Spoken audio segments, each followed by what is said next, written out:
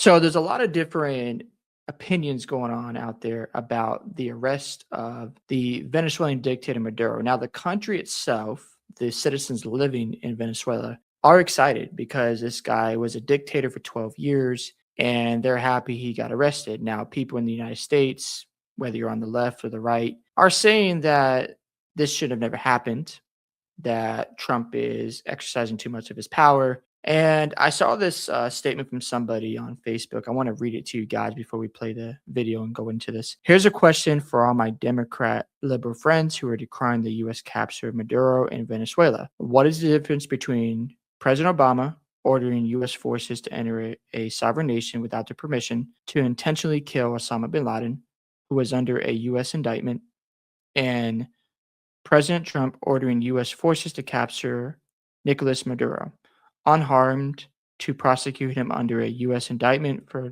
narco trafficking issued in 2020? If you have a cognate answer other than Orange Man Bad, I would be delighted to hear it. And that's an interesting way to put it. If any other president would have done this operation, they would have killed him. Trump brought this man alive. We know he wants the oil. And that's something I want to bring up as well. I don't think this is just about capturing a dictator. I do believe there's other factors involved, like getting more oil here. Because at the end of the day, you can't fully trust the US government. You never should. So I don't believe it's all about stopping fentanyl from coming in, gangs and drugs and other stuff from Venezuela to the United States. There's other things involved when it comes to these type of issues. But what's clear is Maduro oppressed that nation. He's still alive to stand trial. So Obama killed Osama bin Laden, no congressional approval. He invaded Libya. The opposition kills Gaddafi, no approval. Biden killed the al-Qaeda leader in 2022, no congressional approval. Trump swoops in and brings the man alive back to the U.S. Democrats go crazy. As an independent who sits in the middle, Democrats seem to stop being hypocritical. And you see that a lot. Like on the left, they cry wolf because, they don't like that you're using the same things they use. So, for example, like Obama went and killed bin Laden. Trump, as president, is going to a country without permission, capturing this dictator. And you've got the left crying about, oh, he is, acting like a dictator, using too much of his power. But like I said, the people living there are happy that he's no longer at that country. My thing is this: if they have another dictator that takes his place, then what's the point? Why did you decide to go into their country? I understand trying to help other nations. I get it.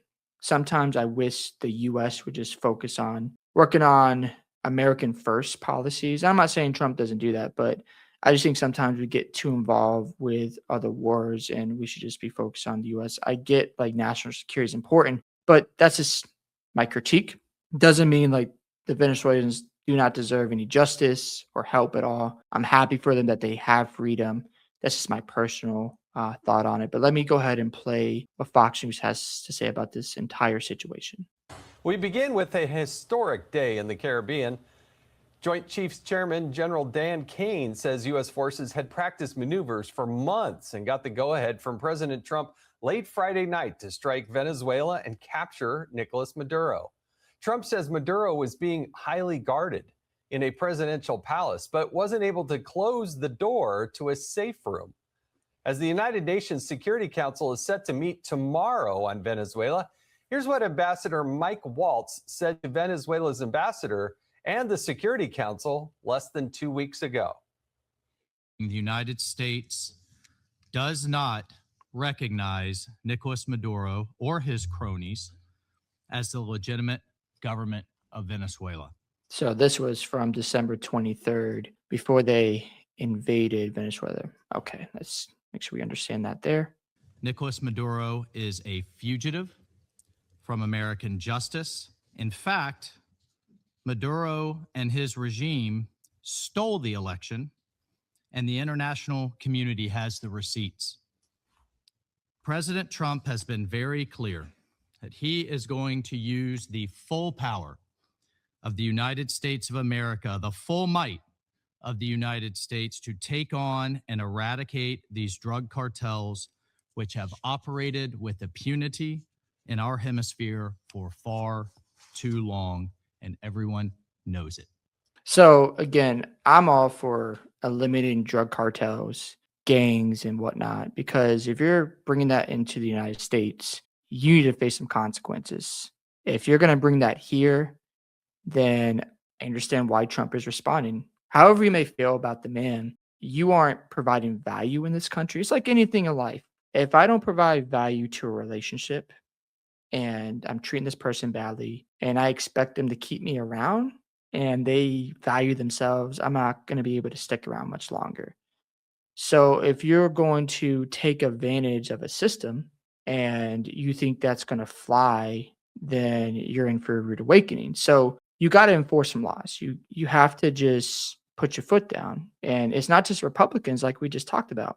Osama bin Laden, Obama got in there, eliminated the threat, right? So if previous presidents have exercised their powers to eliminate foreign enemies, then what is the difference here? Because his name is Donald Trump, I think that is hypocritical, in my opinion. Again, no matter how you feel about the man, you can say bad man, orange man all day long, but that isn't going to work. You have to look at, okay, is this helping our country or is this hurting our country? Because the Venezuelans in that country are happy he's gone. They're celebrating. The people who live there, been under his dictatorship, are celebrating today because they don't have to deal with his authority and what he's doing to the families, the communities. So it's their word against people's complaints. The ones experiencing it are feeling vindicated, and we should be excited for them because who wants to live in a dictatorship? I don't. I want to live in a place where I can have freedom and I can, live a life where I can go after opportunities and so forth.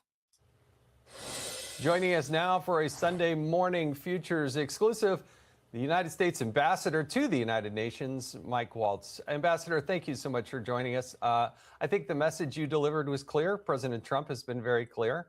I think the people with ties to Venezuela, people who believe in law and order, are cheering in the streets. But you're about to walk into a situation tomorrow at the United Nations where a lot of people don't like a strong President Trump, but they don't like a strong United States of America. What do you think is going to happen tomorrow?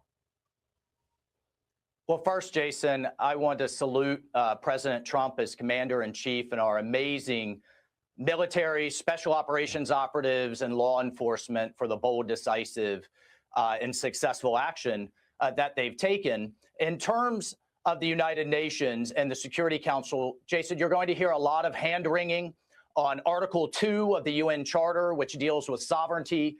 And I will remind everyone of Article 51 of the United Nations Charter, which is, as we have in the past, which is a nation's inherent right to self-defense. So in this case, you have a drug kingpin, an illegitimate leader, indicted in the United States, coordinating with the likes of China, Russia, Iran, terrorist groups like Hezbollah, pumping drugs, thugs, and weapons into the United States of America, threatening to invade its neighbors, its neighbor Guyana, with one of the largest oil discoveries in the world, is under threat from the Maduro regime. One of the largest refugee crises in the world, larger than even Syria, Jason. And at the end of the day, was the United States, was President Trump just going to let that status quo continue? Absolutely not. He gave diplomacy a chance. He gave Maduro a chance, but he took decisive action in the interest of the United States. And Maduro will now be prosecuted in federal court. So it sounds like to me, based on what they're saying here, that Maduro got a chance and sounds like they tried to work things out. But when you're pumping this type of trouble into the United States, you're not just going to sit back and let it keep on going and pretending like it's not a big deal. Because again, the communities who are affected by this are in, other states around the US. And if they're seeing it being played out in their communities, do they want to stick around? Probably not. And that lowers the value of your country. So again, I know I've seen different arguments out there about, well, you know what? They're also trying to get oil out of this deal, and I believe they are. There's no doubt about it. But at the same time, I get why action was taken, because if this guy is bringing a bunch of trouble into your neighborhood, or let's just imagine like you have a gang coming to your nice neighborhood, causing trouble. What are you going to do? You're probably going to call the police because you feel unsafe and you want law and order to be executed. And that's what I'm gathering from this situation. Again, like I've already said, I don't like when the U.S. gets involved with so many different things around the world, because sometimes they should just mind their business and let those countries sort it out, in my personal opinion. But in this case, when you're bringing it to the United States, you got to do something about it. It is amazing to me the number of people who don't understand that when Donald Trump actually says something, he means it and he foreshadows it, and it means peace through strength. But I also, Ambassador, thought it was interesting that earlier in the day before Maduro was captured and taken, that they were actually meeting with the Chinese. What are the Chinese interests there in Venezuela? Why was Venezuela so important to the Chinese? Well, a number of reasons. One, the Chinese are moving incredibly aggressively into the Western Hemisphere, into South America. President Trump and Secretary Rubio are pushing back on that hard. But what you've seen is China getting cheap oil, moving in and taking key geography, taking things like ports and rail, and food supplies right in our Western Hemisphere, right in Central South America. And this is why, amongst many reasons, this is such a critical national security issue. And to your point, senior Chinese delegation was meeting with Maduro just hours before. And we haven't even started talking about the likes of Hezbollah, Iran, Russia, and others. And here's a bigger picture, Jason, of what President Trump is doing with his foreign policy and the strategic approach here. You now have Argentina moving our way, or is a key ally, Chile moving our way, Paraguay, Honduras. We're taking UN action against the gangs in Haiti with burden sharing there. President Trump knows, from the Arctic to our border to Central and South America, our supply chains matter. Our homeland security matters. And we have the food supply, the critical minerals, the energy, you name it, for our national security right here in our Western Hemisphere. But it's been ignored by administration after administration, no longer under President Trump. Yeah, I do like the idea of the Don Rowe doctrine. It rings bells to me. Explain to us. And at the end of the day, people want to feel safe where they live.